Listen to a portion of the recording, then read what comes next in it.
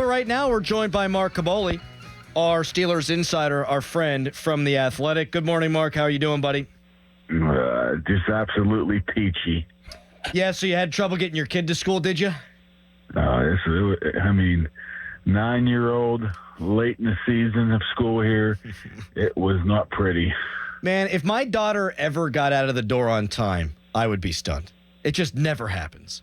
It's a shoe issue or an outfit issue or my hair's not in the right place issue. Always something. Yes, it is always something. I try to build in like an extra 45 minutes. It's ridiculous. This was I don't want to go to school issue, so I used every trick in the book and Bribery? I was about ready to drag her by the toes at the end there. What does she have, like 1 day left?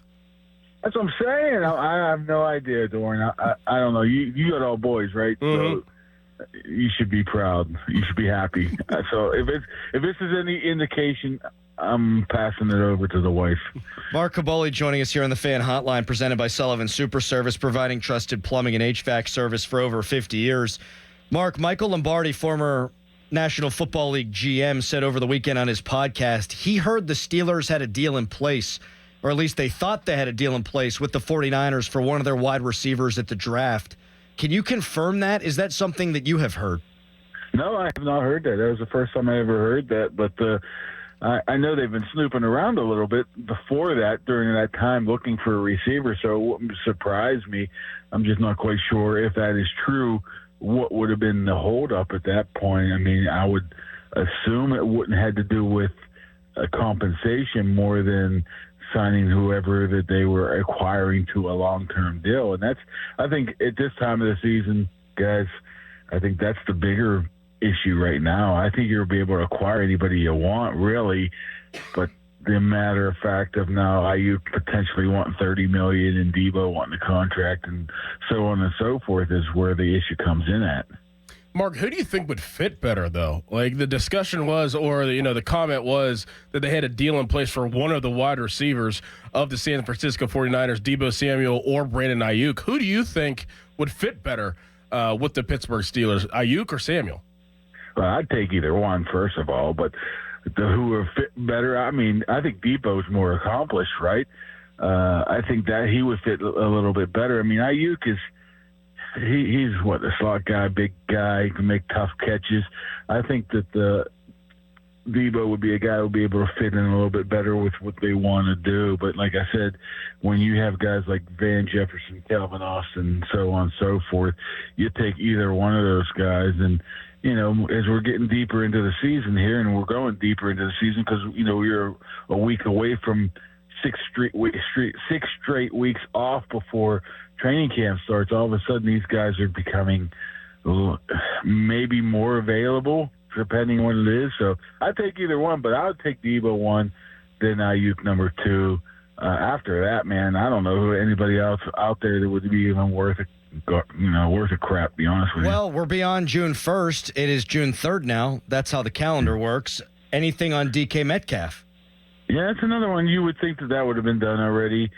Those guys are probably just going to wait till the last minute, see what happens at training camp, too. Are those guys going to be a holdout? Are those guys going to demand a certain amount of money, contract extension, or they're not going to show up? I mean, if you're the Seahawks, I mean, I don't really buy into him holding them hostage. I mean, it's not like they're going to be a good team anyway, so I don't know why you'd want to really move on from him right now. But if the 49ers, who have Super Bowl aspirations here, already have, 3-4 wide receivers that are good, and one of them is now creating a little bit of a buzz here of wanting to be out, then of course, I mean, that's a guy that you want to jump on right there. So I would think that one of the two San Francisco guys, if any, would be the guys that they would be targeting. I'm with you, and it just smells like if they're going to get a guy that it would be Ayuk. Yeah. I mean, it could be. I mean, but that's $30 million. I mean, that could be just thrown out there by the agent to scare people. Well, I'll play a little devil's advocate, though. I mean, we just saw, was it Jalen Waddle get 3 years, $30 million per year. Brandon Ayuk is only 26 years old, and you're probably barking up the $30 million tree with George Pickens next year. So you're going to have to spend $30 million on a wide receiver. Why not Ayuk instead of Pickens, Yeah, I mean, you have to make that decision internally of which way you want to go and how you want to spend your money. But you really think about it, the Steelers really haven't really thrown a lot of money out there of signing guys, at least their own guys too. And I'm actually fast forwarding a little bit to a guy like Freiermuth here. It seems like they're pretty frugal of how they're wanting to distribute their money recently. I don't know if that's because they just like to rebuild after a year or two if something doesn't happen or not. So if you're making a commitment to Ayuk, you better darn well make sure he's the guy. But who knows? I mean, we're talking about an organization that's only given 3-second contracts to wide receivers, maybe 4. I know it's a different regime and all, but with the amount of wide receivers in the draft and you can get, do you want to spend $30 million on it? Me, probably, yeah, because you want to win right now. Right.